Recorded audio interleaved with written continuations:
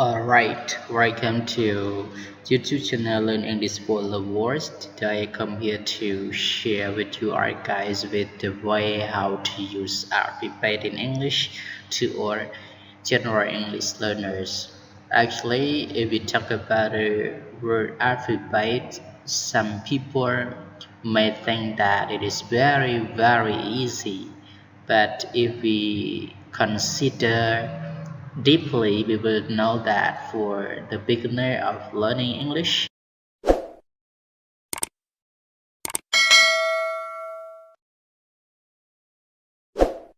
may think that not much easy. Okay, right now, don't waste our long time. We go to the street point together. Okay, ស្វាគមន៍ឥឡូវថ្ងៃនេះខ្ញុំយកពាក្យនៅក្នុងភាសាអង់គ្លេសមកបរៀនបងប្អូនដែលទាក់ទងជាមួយនឹងការប្រើប្រាស់នៅអក្ខរក្រមនេះគឺជាអង់គ្លេសសម្រាប់កុមារដែលបងប្អូនរៀនហើយសម្រាប់តែបងប្អូនធ្លាប់ឆ្លងកាត់ភាសាអង់គ្លេសរៀនដល់ level ខ្ពស់អីនេះបងប្អូនគិតតែងាយស្រួលប៉ុន្តែវាមិនមែនជាការងាយស្រួលអីណាទេឥឡូវយើងមករៀនតែម្ដងមករៀន alphabet អក្ខរក្រមអូខេអញ្ចឹងគឺនេះគឺជា page ហើយនឹង channel របស់ខ្ញុំបាទអូខេបាទឥឡូវនេះកុំឲ្យកាត់ពេលបងប្អូនមករៀននៅក្នុងខ្ញុំបែកមកក្រោយបន្តិចបាទអូខេនេះគឺប្រភេទនៃអក្ខរក្រមអូខេ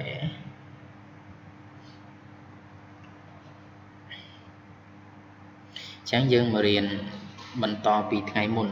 នេះបងប្អូនរៀនទាក់ទងជាមួយនឹងអក្សរ N អានេះជាភាគ2ហើយក៏ជាភាគបញ្ចប់ផងដែរអូខេថ្ងៃនេះយើងមករៀននៅក្នុងអក្សរ O នេះបងប្អូន Yes ទៅ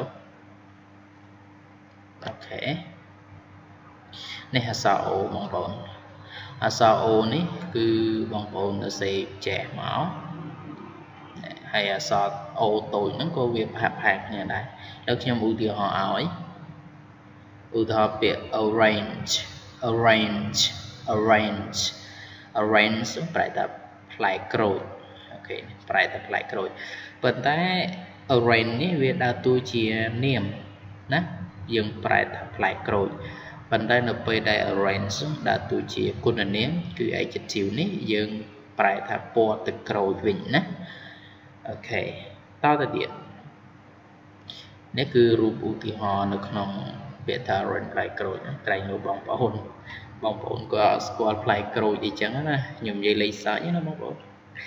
ក្រែងលោកថាផ្លែក្រូចហ្នឹងយ៉ាងម៉េចអីណាមើលក្នុងរូបភាពនេះបងប្អូនឃើញហើយភាសាអង់គ្លេសប្រាប់ពាក្យ orange okay go to the next one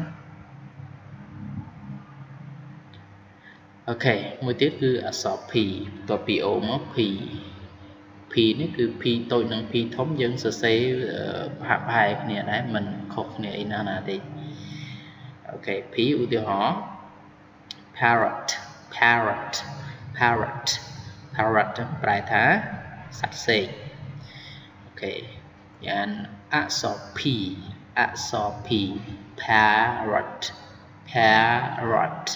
parrot សត្វសេក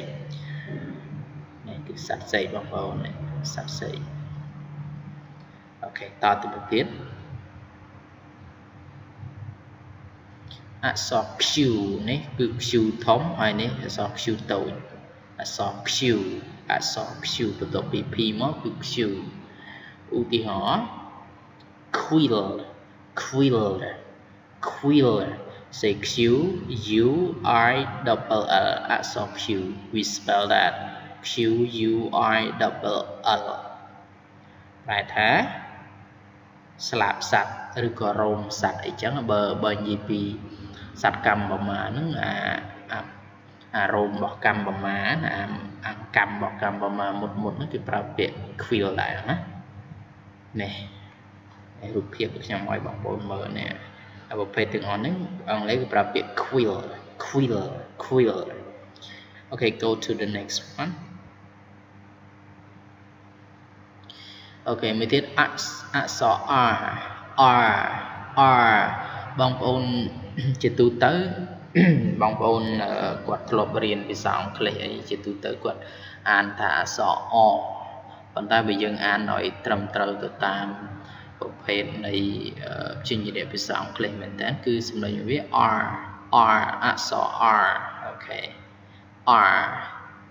ឧទាហរណ៍ ring we spell ring ប្រែថាចិញ្ចៀនអូខេចិញ្ចៀន R ring ចិញ្ចៀននេះរូបចិញ្ចៀនបងប្អូននេះរូបចិញ្ចៀនស្អាតពណ៌ចិញ្ចៀនមាសទៀតបងប្អូនអូខេតទៅទៀតអូខេអក្សរ S នឹង S ធំនេះ S តូចបងប្អូនសរសេរផ្ដើមពីនេះមក S ចេះមកអានេះដូចគ្នាដែរ S ឧទាហរណ៍អូខេឧទាហរណ៍ sparrow ប្រែថាសត្វចាប sparrow I spell S P A R O W S P A R O W ប្រែថាសត្វចាបនេះរូបសត្វចាបបងប្អូនអូខេ and sparrow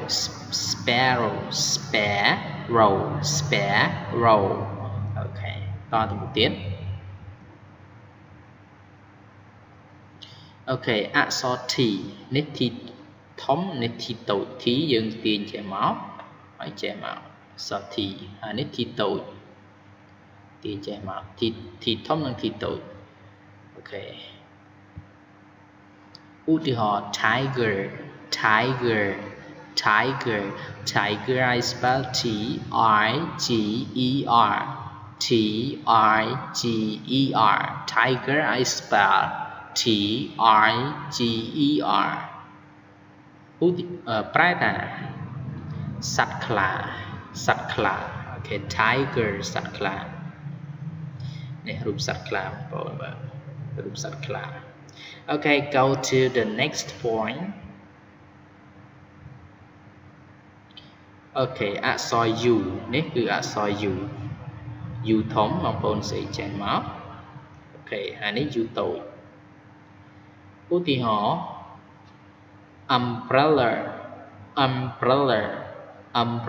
umbrella I spell U M B R E L L A U M B R E L L A អូខេប្រែថាឆ័ត្រអូខេឆ័ត្រ U umbrella ឆ័ត្រនេះរូបឆ័ត្របងប្អូនរូបឆ័ត្រអូខេតទៅមុខទៀតអូខេអក្សរ V នេះ V ធំបងប្អូនសរសេរចេះមកអានេះ V តូចសរសេរដូចគ្នារបៀបនៃការសរសេរដូចគ្នាប៉ុន្តែអាមួយសរសេររាងធំមកអាមួយសរសេររាងតូចមក V ថា capital letter and small letter អូខេឧទាហរណ៍ violin V I O L I N violin យើងអាន violin អូខេ violin I spell V I O L I N violin ប្រែថា violon អូខេ violon យ៉ាងម៉េចបងប្អូនមើលរូបភាពនេះជារូបភាព violon វាមានប្រភេទច្រើនណា violon វាមានកូដប៉ុន្តែអាហ្នឹងតើតែខាងអ្នកដែលគេពូកែផ្នែកខាងសិល្បៈខ្ញុំគាត់ដែលរៀនអង់គ្លេសបងប្អូននេះខ្ញុំដឹងថាត្រូវកូដយ៉ាងម៉េចដែរអូខេតទៅមុខទៀតអូខេអក្សរ W អក្សរ W អាថា capital W and small W អានេះគឺយើងសរសេរចេះមក chè mới tiếp chè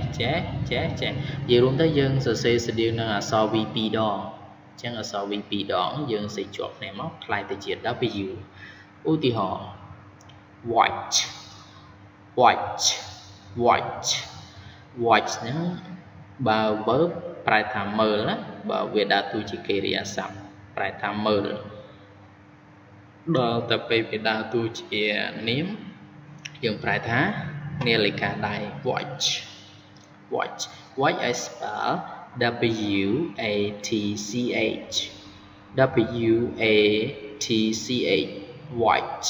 watch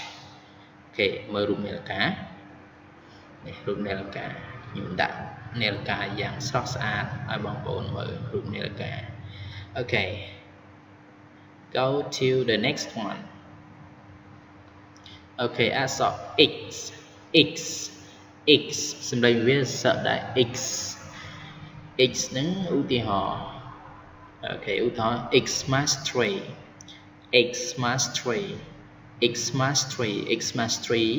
say as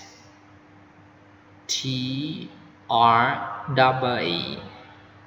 ok as T-R-E-E ok phải thá đam chơi x mà kế đam chơi Christmas kế này ok lấy bằng bộ nó mơ rụp hiệp này nếu tôi chỉ rụp hiệp này đam chơi Christmas chẳng Xmas tree so x ok go to the next point ok so trong cái cứ ở so z anh em mình ăn sạch nó z bằng bộ nó sẽ chảy máu nên sẽ chảy mỗi capital Z mỗi small t ok ưu tiên họ ok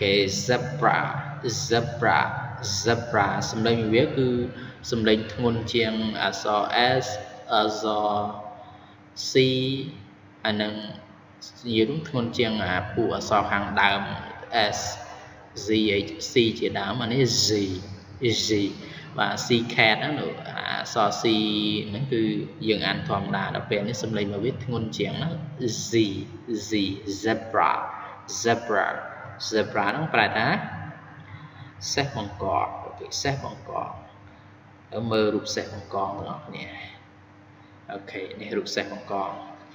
ok học con xong chỉ được lấy hay cùng đại chỗ mà subscribe YouTube channel bằng nhà mặt phóng là mấy tụi bạn bên thay học con xong chỉ được lấy bye bye